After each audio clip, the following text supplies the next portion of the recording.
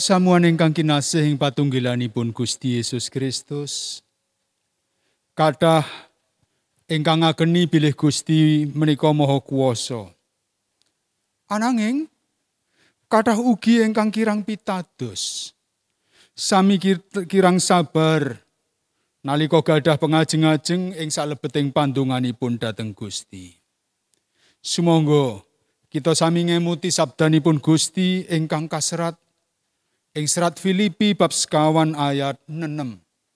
Aja padha nyumelangake bab apa wae, nanging padha lairna saking pepinginanmu marang Gusti Allah ing pandonga lan panyuwun kelawan saos syukur. Kanthi panutan tema doa yang jujur. Kita dipun emutaken supados kita nggadahi manah ingkang jujur nalika nyenyuwun ing pandonga. Kita asring kemutan bilih wonten ing pandonga kita. Kita namung kathah nyenyuwun nanging asring kesupen ngucap syukur lan boten sabar. Pramila para sedherek, sumangga kita sami mbikak manah kita lumebet ing manah enggal lan jujur. Kita sami ngibadah kanthi andhap asor lan nyawisaken manah kita kanthi kebaing sukarna. Sami ngrepekno kitung pesamuan Jawi angka 29 pada setunggal tuwin pada sekawan.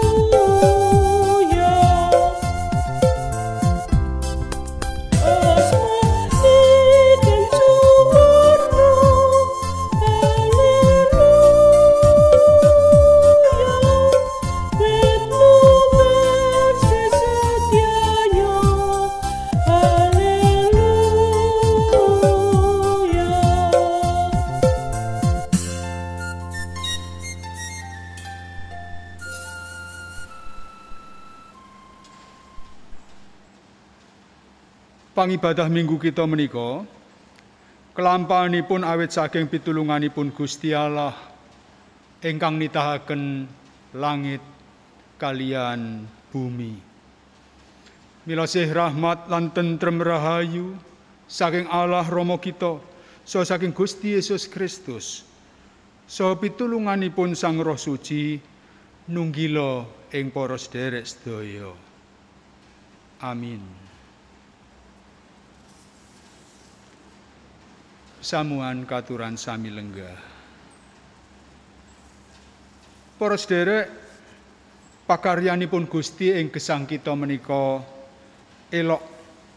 Kaelokanipun saged sami kita tingali wonten ing sakathahing titah ingkang kita prangguli ing gesang padintenan kita. Ing samangke sumangga sami ngrepekaken kidung pamuji saking kidung pesamuan Jawi angka 17 pada setunggal.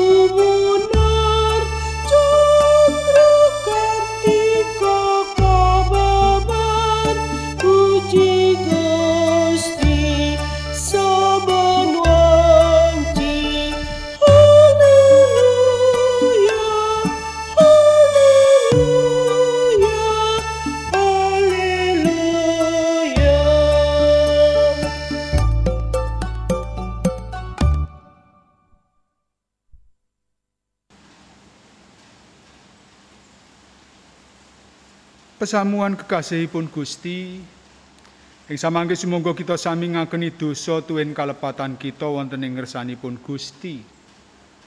Kanthi alandesan sabdanipun Gusti ingkang sinerat ing serat setunggal Yohanes bab 2 ayat 3 lan sekawan. Nggon kita wis padha wanuh marang Gusti Allah iku titikane, yaiku menawa kita padha netepi ing pepakone. Sing sapa duwe ujar aku wanuh karo panjenengane, mongko ora netepi ing pepakone, iku wong goroh lan ora kedunungan kayekten. Ngrumaosi bilih gesang kita menika asring dumawah ing dosa. Boten ngeneraken gesang kanthi lampah manut mituhu dhateng dawuhipun Gusti. Sumangga kita kanthi asoring manah nyuwun pangapunten dhateng Gusti. Ugi nyuwun kegiatan supados dipun sagetaken ngestokaken dawuhipun kanthi ndedonga sacara pribadi.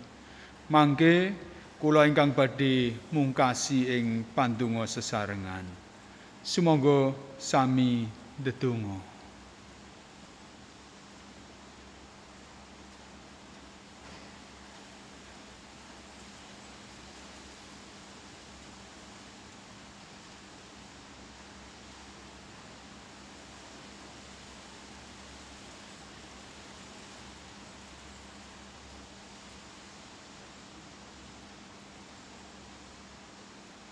Duh Yehuwah sesembahan kawula, mugi paduka kersa paring angaksama dhateng sedaya kalepatan lan dosa kawula. Mugi Sang Roh Suci ngebaki manah kawula, saengga ndadosaken kawula rumaket dhateng paduka lan paring kegiatan dumateng kawula, supados kanthi setya nindakaken dawuh paduka ing sauruting gesang kawula. Wonten ing asmanipun Gusti Yesus Kristus, kawula sami ndedonga. Amin.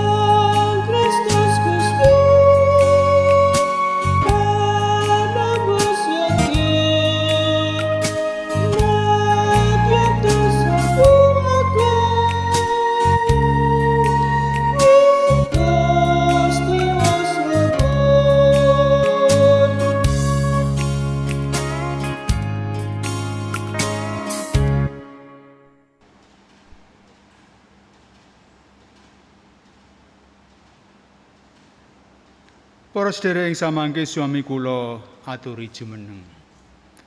Rahayu kita sedaya.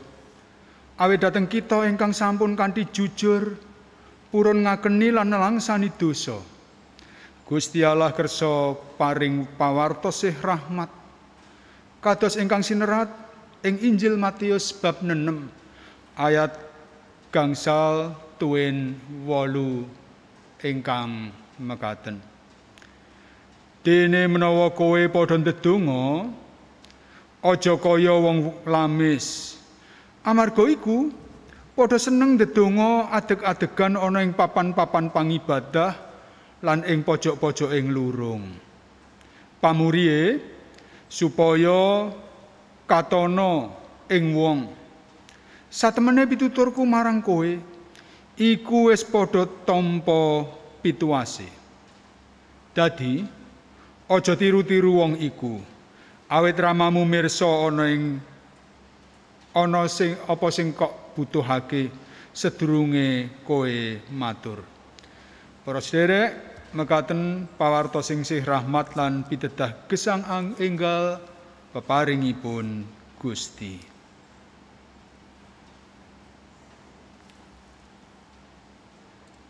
Sawi sami nglairaken Kidung Pesamuan Jawi 103 padha setunggal.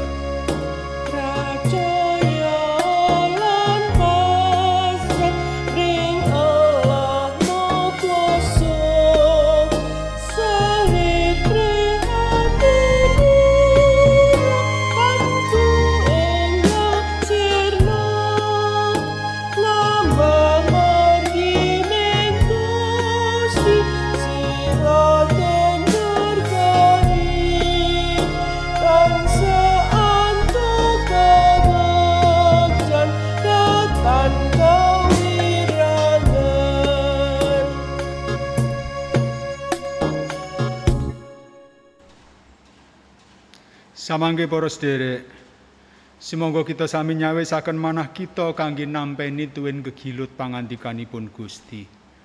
Kita sarengan sami ndedonga. Kabingan ageng sami kawula raosaken duh Gusti. Awit pangrimat paduka ing gesang kawula menika lestantun dumugi ing wekdal menika. Mila ing samangke kawula sami badhe mirengaken sabda pangandika paduka. Roh Suci mugi nyagetaken kawula kangge mangertosi kekeraning kersa paduka ing gesang kawula sami. Wonten ing asma dalem Gusti Yesus Kristus kepareng kawula sami ndedonga. Amin. Pesamuan ingkang kinasih, pangandikanipun Gusti ingkang badhe sami kita waos, kita pirengaken lan kita gegilut ing dinten menika kapendhet saking kitab Nabi Yunus. Kitab Yunus bab sekawan ayat 1 ngantos dumugi ayat 11. Kepareng kula badhe maosaken saking kitab suci basa Indonesia gagrag ingkang anyar. Mekaten suraosipun. Tetapi hal itu sangat mengesalkan hati Yunus. Lalu marahlah ia. Dan berdoalah ia kepada Tuhan, katanya, "Ya Tuhan, bukankah telah kukatakan itu ketika aku masih di negeriku?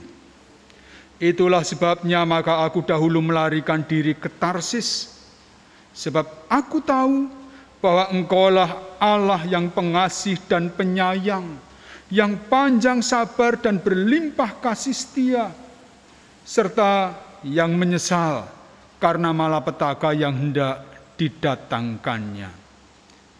Jadi sekarang ya Tuhan, cabutlah kiranya nyawaku, karena lebih baik aku mati daripada hidup." Tetapi firman Tuhan, "Layakkah engkau marah?" Yunus telah keluar meninggalkan kota itu dan tinggal di sebelah timurnya. Ia mendirikan di situ sebuah pondok dan ia duduk di bawah naungannya, menantikan apa yang akan terjadi atas kota itu. Lalu, atas penentuan Tuhan Allah, tumbuhlah sebatang pohon jarak melampaui kepala Yunus untuk menaunginya, agar ia terhibur daripada kekesalan hatinya. Yunus sangat bersukacita karena pohon jarak itu. Tetapi keesokan harinya, ketika fajar menyingsing, atas penentuan Allah, datanglah seekor ulat yang menggerek pohon jara itu sehingga layu. Segera sesudah matahari terbit, maka atas penentuan Allah bertiuplah angin timur yang panas terik, sehingga sinar matahari menyakiti kepala Yunus, lalu rebahlah ia, lesu dan berharap supaya mati. Katanya, lebih baiklah aku mati daripada hidup. Tetapi berfirmanlah Allah kepada Yunus, layakkah engkau marah karena pohon jara itu? Jawabnya, selayaknya lah aku marah sampai mati. Lalu Allah berfirman, engkau sayang kepada pohon jara itu, yang untuknya sedikit pun engkau tidak berjerih payah, dan yang tidak engkau tumbuhkan, yang tumbuh dalam satu malam dan binasa dalam satu malam pula. Bagaimana tidak aku sayang kepada Niniwe, kota yang besar itu, yang berpenduduk lebih dari 120.000 orang, yang semuanya tak tahu membedakan tangan kanan dari tangan kiri, dengan ternaknya yang banyak. Pesamuan semanten pamaos kula. Rahayu saben tiyang ingkang tansah mirengaken pangandikanipun Gusti lan ingkang sami nindakaken ing gesang padintenanipun. Haleluya.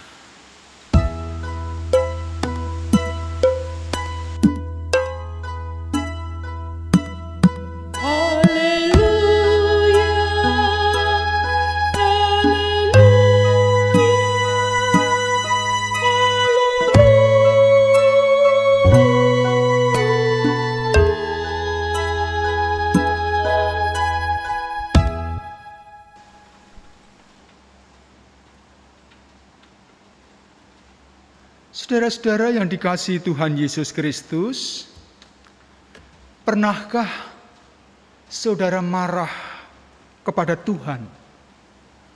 Mudah-mudahan tidak pernah. Tetapi banyak orang pernah, termasuk Yunus. Kemarahan Yunus kepada Tuhan bahkan berulang kali. Seperti muda-mudi yang sedang pacaran, kemarahan itu bisa disebabkan oleh banyak hal. Salah satunya adalah kecemburuan.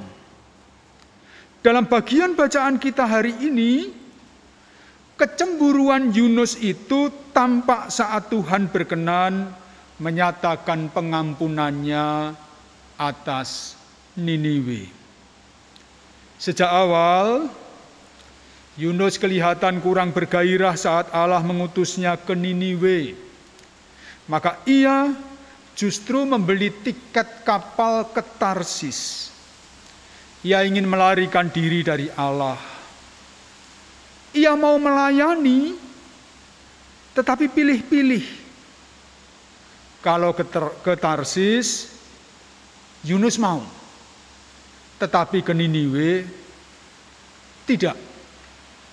Kesadaran Yunus untuk tidak pilih-pilih tempat pelayanan itu baru muncul saat ia sudah berada di dalam perut ikan yang besar.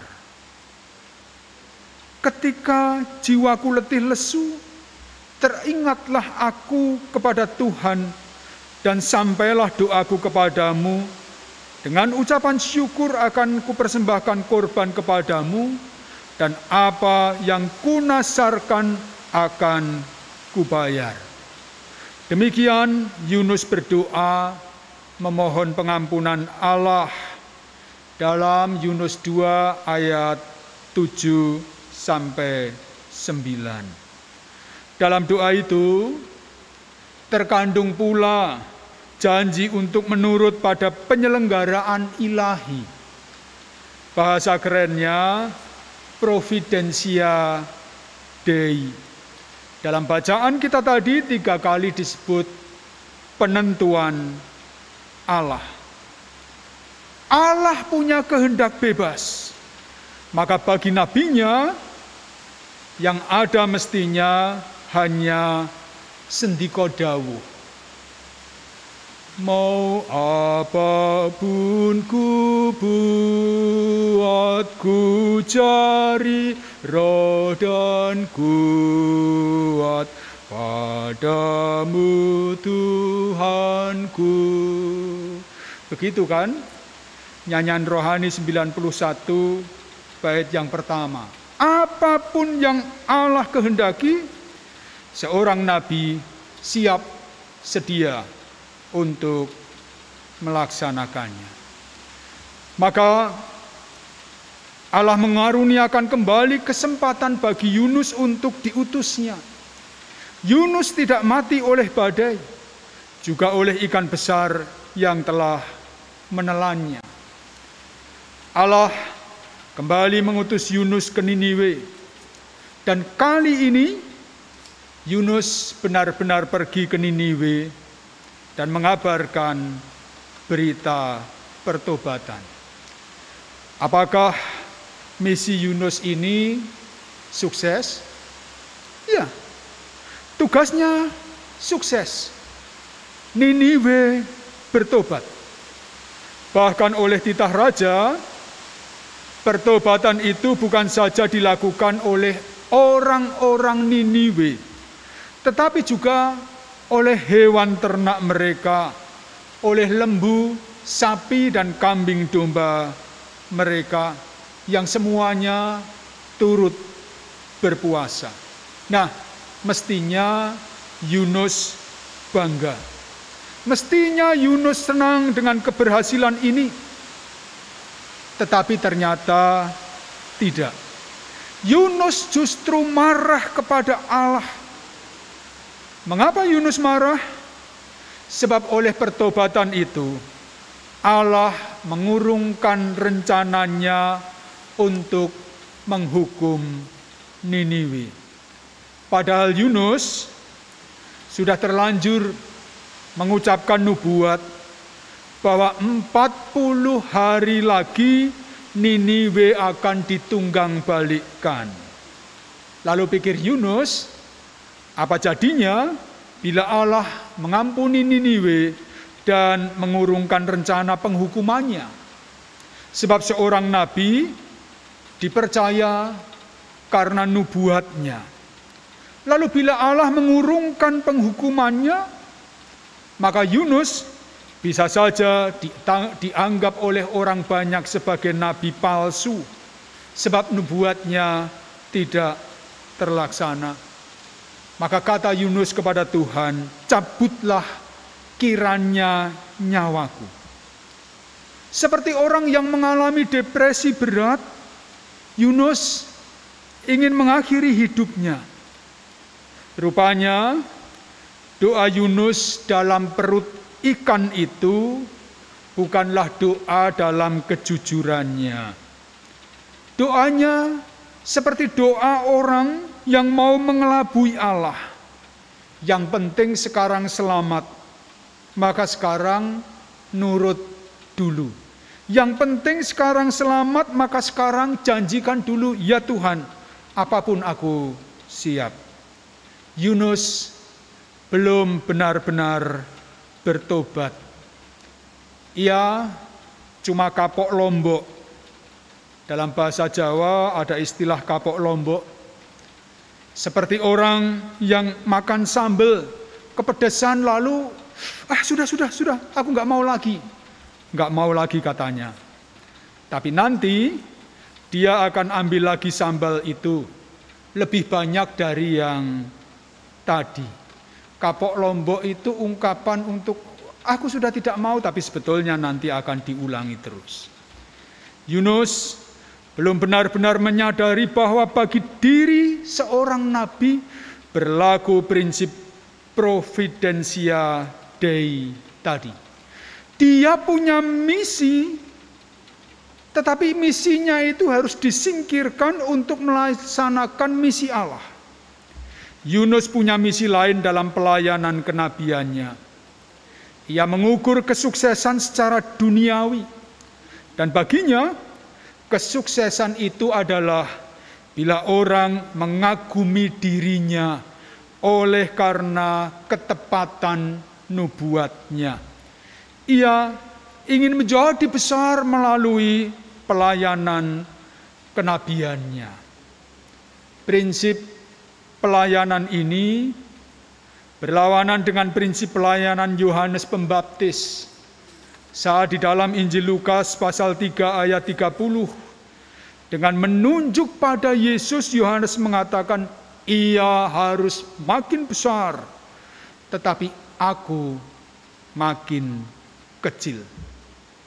Itulah sebabnya Yunus marah pada Allah. Ia dari semula tidak jujur kepada Allah. Pelayanannya kurang tulus karena masih ditunggangi ambisi untuk membuktikan kebenaran dan kehebatan dirinya.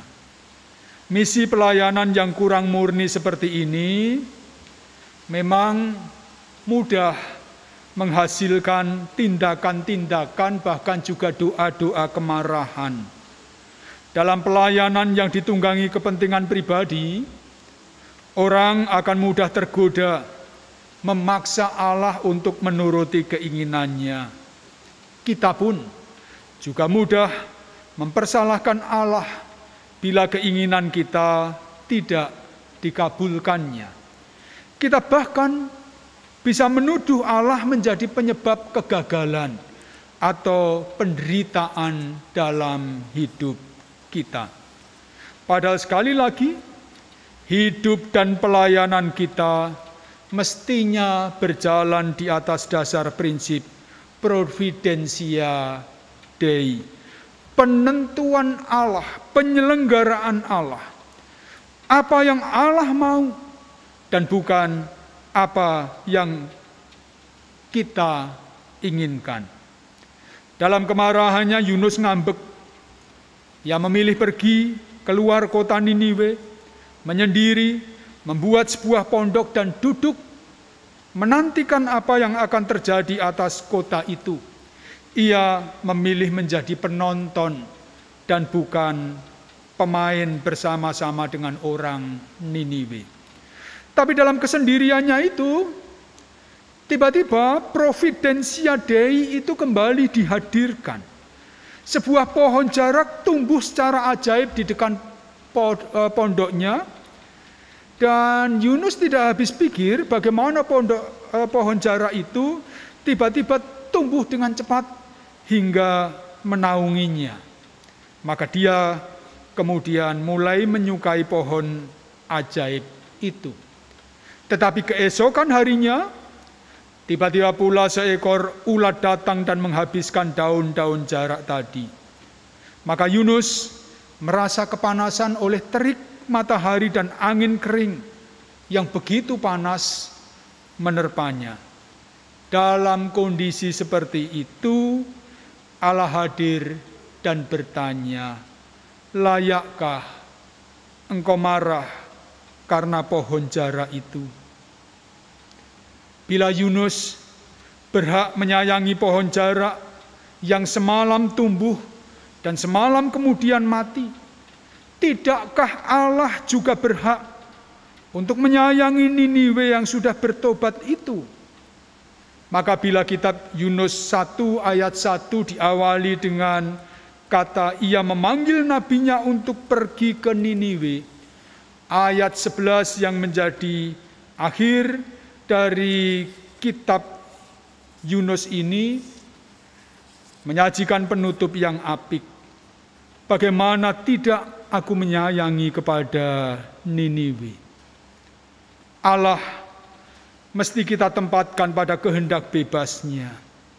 Ia memanggil dan mengutus orang-orang pilihannya untuk melayani sesuai rencananya. Rencana Tuhan itu bisa saja berbeda dengan keinginan kita. Kita boleh berdoa, memohonkan supaya keinginan kita dikabulkan Tuhan. Tetapi prinsip Providentia Dei tetap harus kita junjung tinggi. Bukan keinginan kita, tetapi penyelenggaraan Allah yang harus terjadi. Karena kita yakin bahwa rencana dan kehendak Allah adalah yang terbaik. Mungkin bukan yang paling diinginkan oleh Yunus. Terbaik mungkin bukan bagi Yunus, tetapi bagi Niniwe. Mungkin juga bukan bagi kita pribadi, tetapi bagi semua. Saudara-saudara yang dikasihi Tuhan Yesus Kristus, 10 bulan yang lalu kami dikejutkan ketika seorang sahabat bertemu dengan kami dan kemudian mengatakan kepada istri saya, "Aku melihat di matamu ginjalmu bermasalah. Jadi mesti diperiksakan. Itu sepertinya sudah parah." Ya, karena dia sahabat baik, saya bilang ke istri saya, "Ya sudah, kita ke lab." Ke lab, lalu kita ke dokter. Dan betul hasilnya 3 orang dokter mengatakan kepada kami, istri saya mengalami gangguan ginjal yang akut, bahkan mereka pernah mengatakan gagal ginjal, harus segera cuci darah sekarang juga. Istri saya belum siap untuk menjalani itu. Lalu kami mencari beberapa alternatif pilihan yang bisa ditempuh. Obat terus sampai sekarang juga begitu. Lalu pantangan makanan, minuman semua dipenuhi. Tapi ada satu teknik pengobatan leluhur kita. Teknik pengobatan kuno yang sudah banyak ditinggalkan orang. Teknik itu namanya teknik moksibusi. Seseorang yang baik mengajarkan kepada saya bagaimana cara melakukan pengobatan moksibusi itu. Dengan moksa, seperti serutu yang isinya bukan tembakau tetapi daun tertentu yang tumbuh hanya di tempat tertentu di Tiongkok sana. Itu dibakar lalu didekatkan ke titik-titik saraf tertentu pada tubuh istri saya. Sampai hari ini saya 3 kali sehari melakukan moksibusi itu ke 23 titik di tubuh istri saya. Awalnya kami berontak terhadap kondisi itu. Awalnya kami melakukannya ya dengan setengah hati. Lalu sudah saya pelajari sedemikian rupa, baru saya tahu bahwa ternyata leluhur dulu di Tiongkok sana melakukan moksibusi itu sambil mengucapkan doa-doa atau katakanlah mantra-mantra. Maka di situ kemudian saya berpikir, apa yang harus saya ucapkan? Tapi saya setuju melakukan itu dengan memanjatkan doa. Maka kemudian setiap gerakan yang saya lakukan dalam moksibusi itu, saya sertai dengan doa. Saya menciptakan doa sendiri. Duh Gusti Yesus Kristus, nyuwun sih kawelasan paduka, dan seterusnya. Lalu ketika anak saya datang, dia mengamati dan lama-lama mengatakan, "Loh, Bapak kok seperti orang menari ya kalau memoksibusi ibu?" Saya sendiri tidak bermaksud untuk menari, tetapi gerakan yang saya iringkan, doa yang saya sertakan dalam gerakan itu ternyata telah mengubah gerakan saya dengan sebuah ritme tertentu. Lalu perlahan-lahan kami mulai menyenangi itu. Bukan karena moksibusinya, tetapi karena dengan cara itu saya terus-menerus memanjatkan doa, dan entah mengapa kami jadi merasa lebih berdamai dengan kondisi kami. 2 minggu yang lalu itu pemeriksaan terakhir, didapati fungsi ginjal istri saya yang dulu sudah di bawah 15%, sudah tidak bisa diperbaiki, sudah harus cuci darah atau cangkok ginjal, tidak mungkin naik lagi. Sekarang sudah bergerak menjadi 26%. Kami yakin sebetulnya doa-doa itulah yang didengarkan oleh Tuhan. Ketika kami di dalam proses itu kemudian belajar untuk berdamai Tiap-tiap kali istri saya mengatakan, aku sudah tidak memohon untuk sembuh, tapi aku memohon disertai Tuhan dalam situasi dan kondisi apapun. Ketika kejujuran dalam berdoa itu mulai lahir, maka kemudian mujizat itu mulai terjadi.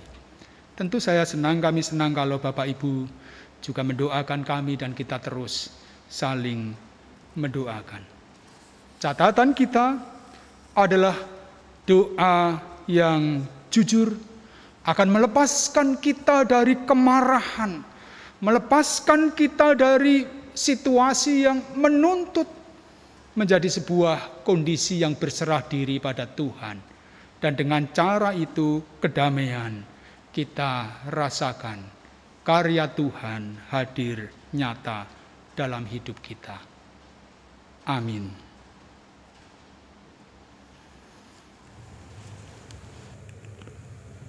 Kan diteman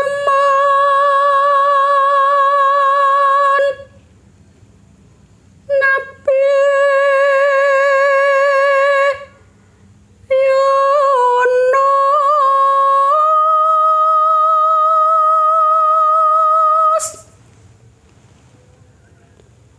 ngestok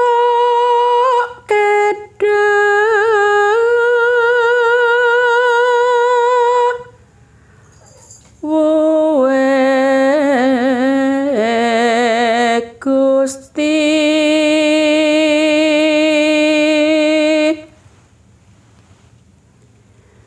tindak mrene newe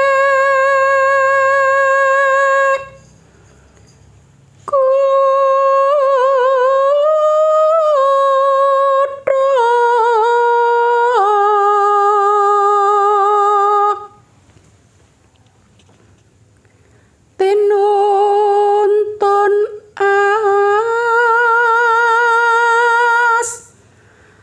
astane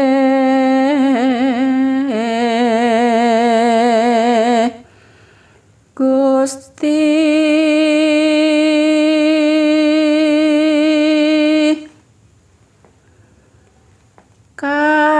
kasetyane Gusti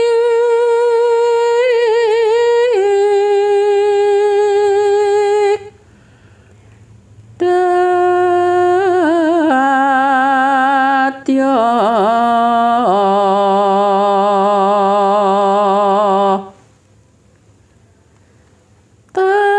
tetameng myang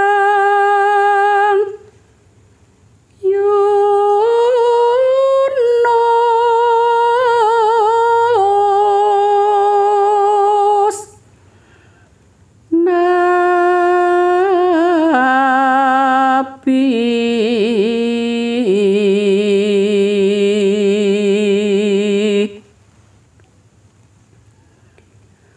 Gusti pangung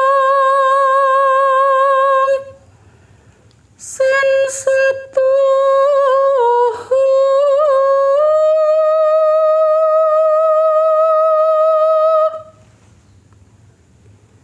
mring kuthane niwe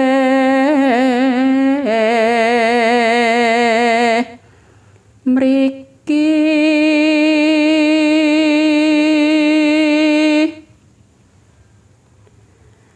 ing sadéngah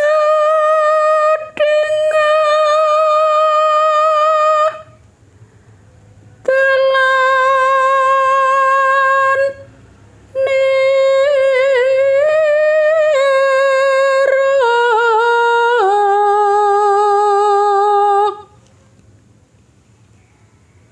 Rinek Sagus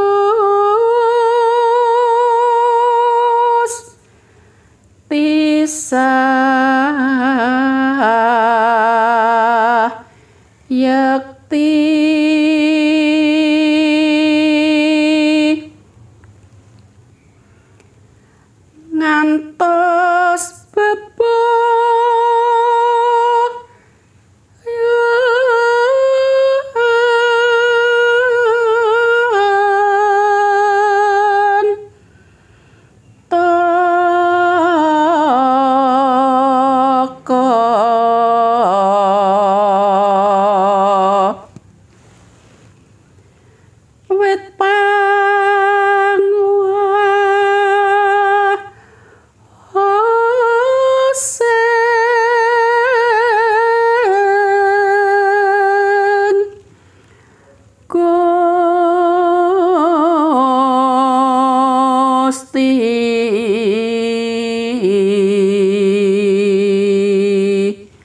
Amin.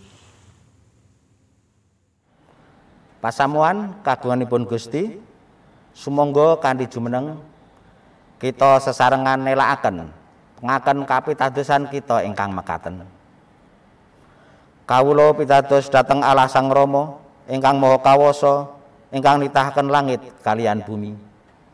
Inggih pitados dhateng Yesus Kristus ingkang putra untang-anting Gusti kawula, ingkang kabobotaken dening Roh Suci miyos saking prawan Maryam, ingkang nandhang sangsara nalika jumenipun Pontius Pilatus kasalib nglampahi seda, lajeng kaserekaken tumedhak dhateng ing teleng palimengan. Ing tigang dintenipun wungu malih saking antawisipun tiang pejah, lajeng sumengga dhateng ing swarga pinarak wonten tengenipun Allah Sang Rama ingkang Maha Kawasa. Saking ngriku inggih badhe rawuhipun ngadili tiang kang gesang kaliyan ingkang pejah. Kawula pitados dhateng Roh Suci, kawula pitados wontenipun pasamuan Kristen setunggal ingkang suci sarta wadin inggih patunggalanipun para suci. Menapa dene pangapuntening dosa, tangenipun raga sarta gesang langgeng. Pasamuan kaaturan lenggah. Ing samangke para sedherek, sumangga kita sami nunggilaken manah. Kita sarengan sami ngunjukaken pandonga dhateng ngersanipun Gusti. Rama kasuwargan, saestu kawula sami ngraosaken agenging panuwun syukur kawula. Awit pangrimat paduka ing gesang kawula menika nyata. Tetela wonten ing maneka werni perkawis ingkang kawula tampeni ing gesang padintenan kawula. Ing samangke Duh Gusti, kepareng kawula sami nyuwunaken pangrimat tuwin pakaryan paduka ingkang elok mirungga dhateng sederek-sederek kawula ingkang sami mbetahaken kaelokan paduka ing gesangipun. Kepareng kawula sami kemutan dhateng para sepuh kagungan paduka, Ibu Kusnandiah Bejo Prawata, Ibu Sri Hartati Dawami, Ibu Sri Kasilah Sunarto, Ibu Sunarsi Mulya Sutarjo, Ibu Sukarni, Ibu Syekh Muwarni, Rahayu Budi Sukamto, Ibu Puji Astuti Sudono, Bapak Sudono, tuwin Bapa Parmun. Ingkang menika Duh Gusti, para sepuh kagungan paduka menika mugi paduka paringana kekiyatan ingkang saklangkung wonten ing manahipun. Kekiyataning batos, kekiyataning pitados mungkin mugi tansah paduka rimati srana pakaryanipun Sang Roh Suci. Supados rana mekaten, para tiyang sepuh kawula menika sami nggadawana manah ingkang mantep nggenipun sami nderek ing kersa paduka. Kepareng kawula sami kemutan ugi dhateng sawetawis derek kawula ingkang sami ngraosaken badanipun ringkih nglentrih awit saking manika warni sesakit ingkang namani badanipun. Ingkang menika kepareng kawula sami nyuwunaken berkah paduka kangge sederek Sri Hesti Indrawati, Ibu Rini Larastiati, Ibu Naomi Iska, Bapak Sabto Raharjo, anak kawula Natania Widan, Ananda Elizabeth, Bapak Jos Sutnarjo, Ibu Yunian Rosa Lestari, Ibu Amirah Jumadiono, Ibu Diana Kresnandari Marunduri, Ibu Sukarni, Ibu Sri Suyatni, Bapak Iman Santoso Adisarjono, Bapak Widi Leksono, Ibu Deborah Susilowati Sukadis, Ibu Deliana Estobing, Bapak AC Mujiono, Bapak Pardi Susanto, Bapak Agus Puji Raharjo, Bapak Suseno Widyonarko, Pinisepuh Febrin Anastasia, Ibu Triana Rahayu, Bapak Yosia Widinugroho, Ibu Sri Sarwanti Swasto, Sederek Yonatan Wibowo, Pinisepuh Wahyu Setiawati, Bapak Senjata Ginting, Bapak Yohanes Legiman, Bapak Nur Satyo, Ibu Budiasih, Sederek Kristiadi Eko Sih Priyanto, Tuwin mbok menawi wonten sederek-sederek kawula sanesipun ingkang dereng kawula sebataken nami-naminipun. Ingkang menika duh Gusti, sih kamiran lan kawelasan paduka, mugi paduka paringaken dhateng sederek-sederek kawula menika, supados sami nampeni kesarasan tuwin pulihing kesarasanipun kangge nglajengaken ayan gesang peparing paduka. Sederek-sederekipun brayatipun sok sintena kemawon ingkang tumut tandang damel kangge ngenteng-entengaken kawontenanipun sederek-sederek kawula menika nuju ing kesarasanipun, ugi paduka rimati, paduka tebihaken saking sakathahing rubeda lan bilai.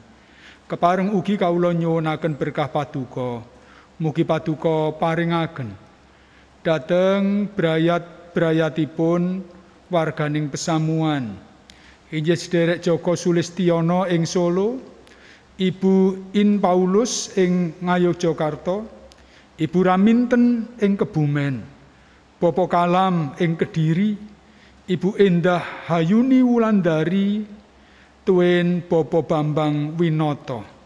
Ingkang menika duh Gusti, sih katresnan paduka esokno dhateng sederek-sederek kawula menika, supados wonten pundiya papan dunungipun menapa ingkang dipun adepi sederek-sederek kawula menika saged ngadepi kasunyataning gesangipun mantep dhateng kapitadosanipun ing Sang Kristus. Kepareng kawula sami ndongaaken ugi panggegiluting gesangipun para warganing pesamuan setunggalan-setunggalipun ingkang sami mbudidaya pikantuk papan pademelan ingkang cocok jumbuh kalian kawontenan kepinteran lan kaprigelanipun ingkang sami mbudidaya manggihaken calon pasanganing gesangipun ingkang sami nyenyuwun supados paduka kersa maringi momongan utawi wewahing momongan wonten ing brayat-brayatipun. Duh Gusti, setunggalan-setunggalipun mugi paduka pidhangetaken, paduka piyarsakaken, paduka sembadani supados rana mekaten kapitadosanipun sederek-sederek kawula menika samsaya mantep pilih Sang Kristus, ngrimati gesangipun, miyarsakaken pandonganipun tuwin maringi menapa ingkang dados pepinginan tuwin kabetahanipun. Kepareng kawula sami kemutan mbok bilih wonten warganing pesamuan paduka ingkang ngraosaken perkawis ingkang dipun adepi wonten ing gesang padintenanipun sak langkung saking awratipun, awit saking menika sami memanah tuwuh wonten ing manahipun pepinginan kangge nilaraken gegelitaning pesamuan paduka. Roh Suci ingkang Maha Asih mugi boten negakaken paduka makarya narik malih manahipun supados sami dipun wurungaken pikajeng utawi pepinginanipun nilaraken gegelitaning pesamuan paduka. Sami nggadawana kapitadosan ingkang sembodo nderek ing dawuh lan pakaryanipun Sang Kristus ing kawontenan ingkang kados menapa wae mawon. Kepareng kawula sami ndongaaken ugi kawontenaning pesamuan paduka Gereja Kristen Jawi Ebenezer menika dalasan sedaya perkawis ingkang dipun adepi. Paduka mugi kersa berkahi para pamulang, para pinisepuh, para juru pamulasara, sederek-sederek kawula ingkang sami pinitados nindakaken ayan menapa kemawon ing satengahing pesamuan menika.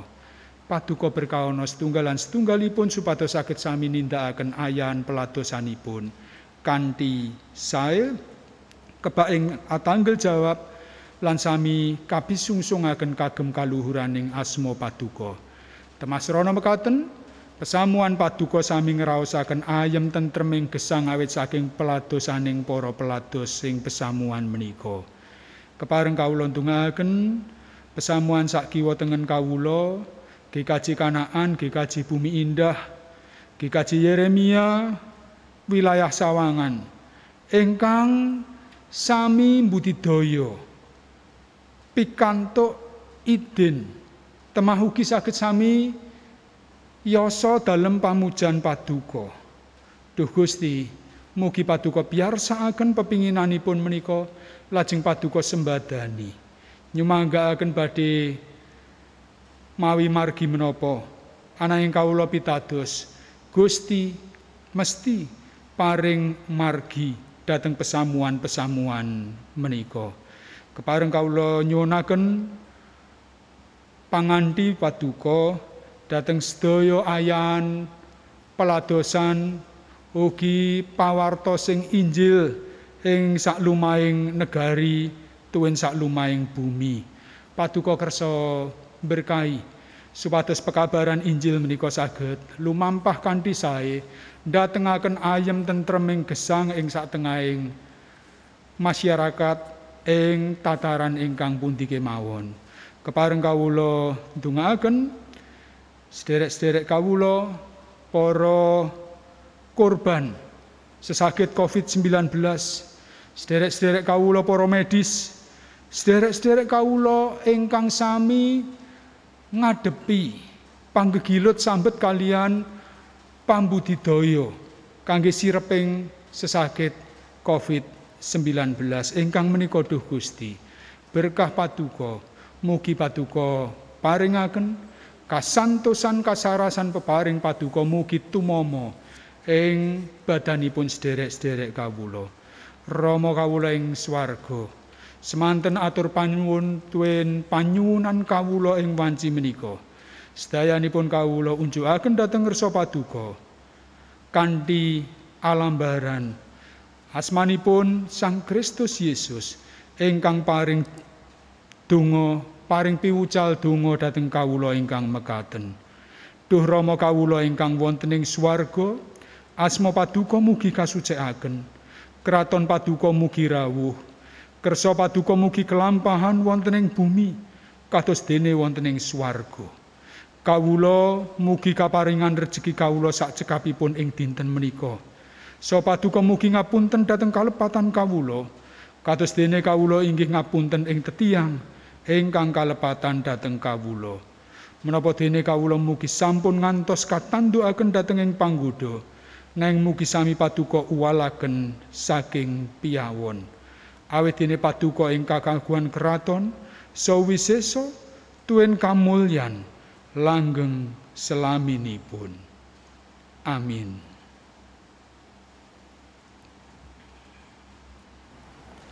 Pasamuan kagunganipun Gusti, sumangga ing wanci menika kita sami sesarengan ngaturaken pisungsung kagem kaluhuranipun Gusti. Menggah pranatacara pangepaling pisungsung saged kados dene pawartos-pawartos ingkang sampun kawartosaken ing minggu-minggu saderengipun. Sumangga kita sami ngengeti sabdanipun Gusti Allah ingkang kaserat wonten ing kitab Yunus bab kalih ayat ingkang kaping 9 ingkang mekaten suraosipun. Nanging kawula badhe nyaosi kurban dhateng Paduka kanthi ngucap syukur. Menapa ingkang dados punagi kawula badhe kawula leksanani. Kawilujengan menika namung saking Sang Yewah. Lampeng pisungsung menika kita sarengi kalian repening kidung pasamuan Jawi angka 171 pada setunggal lan kalih. Monggo saos pisungsung.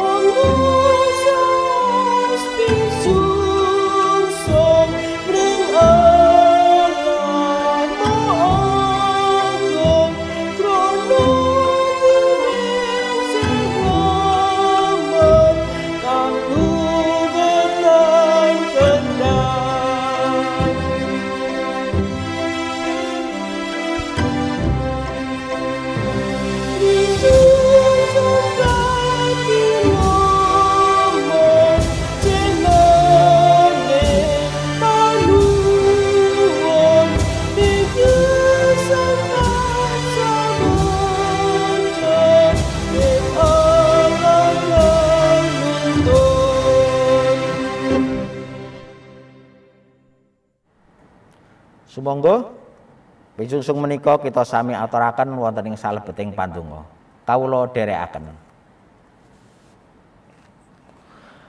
Duh Yuwah Allah Rama sesembahan kawula ingkang adhedhampar wonten ing swarga ingkang langgeng saha mulya.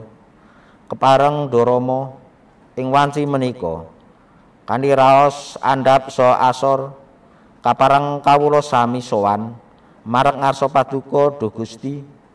Kawula sami ngaturaken pisungsung ingkang sampun kawula kempalaken menika kanthi raos bingah lan ikhlasing manah minangka pratandha syukur kawula awit pangrimat paduka inggih lubering berkah paduka tumrap kawula ingkang boten kendhat tansah banyu mili ing sauruting lampah gesang kawula ngantos dinten menika inggih ing wanci ingkang sampun kawula pengkeraken lan ing dinten-dinten ingkang badhe kawula lampahi. Mugi paduka kersa nampeni lan ucapken pisungsung kawula menika Duh Gusti.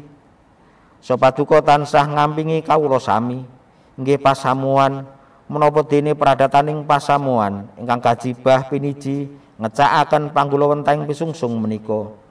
Mugi kawicaksanan tansah kasarira lan gadhana raos ajrih dumateng paduka. Temahan panggulawenting pisungsung menika mboten ndawahaken dedosan ananging saged mbabar sih katresnan paduka lan jemparing kraton paduka lumantar pakaryan, peladosan, pasamuan, kekasih-kekasih paduka. Lan mugi kawula sami sinagetnya tansah setya tetep teguh saha tanggon nindakaken sedaya paladosan, sedaya pakaryan, sedaya panyambut damel saha pasinaon kawula. Menapa dene kawula ugi tansah anggadhahi pengajeng-ajeng ing sipun Gusti. Nyuwun pangapunten Duh Gusti sedaya dosa lan panerak kawula. Mugi paduka tansah paring pangapunten. Wonten asmanipun Gusti Yesus Kristus tuwing gesang. Pandonga menika kawula aturaken. Amin. Pasamuan ing samangke sumangga sami jumeneng. Kanthi raos pitados ingkang mantep kita sami pasrah sumarah ing sapangring Allah. Kitung pesamuan Jawi 1128 padha setunggal sami kita repekaken sesarengan.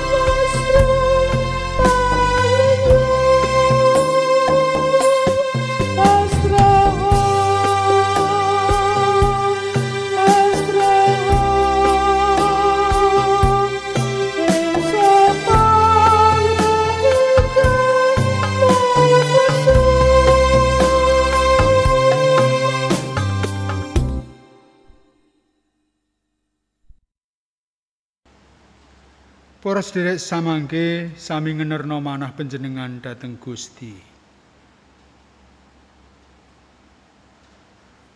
Sumangga kita sami nglampahi gesang kanthi setya ngugemi saha nindakaken sabda pangandikanipun Gusti.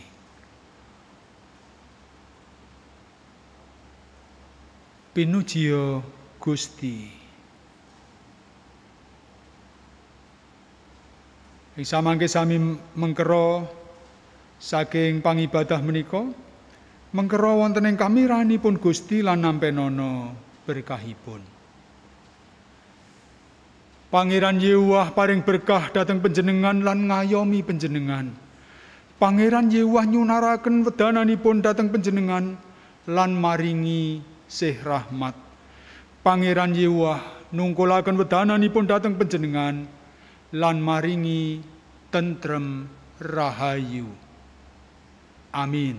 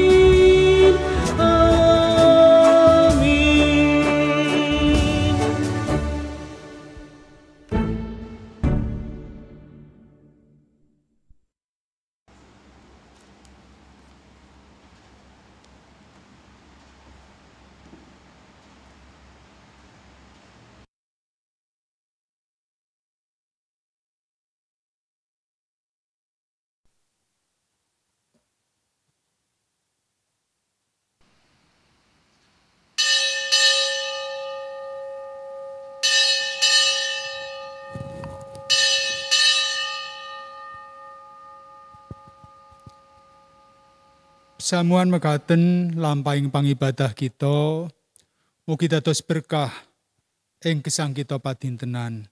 Salam katresnan saking pesamuan GKJ Grogol Jakarta dhateng panjenengan sami.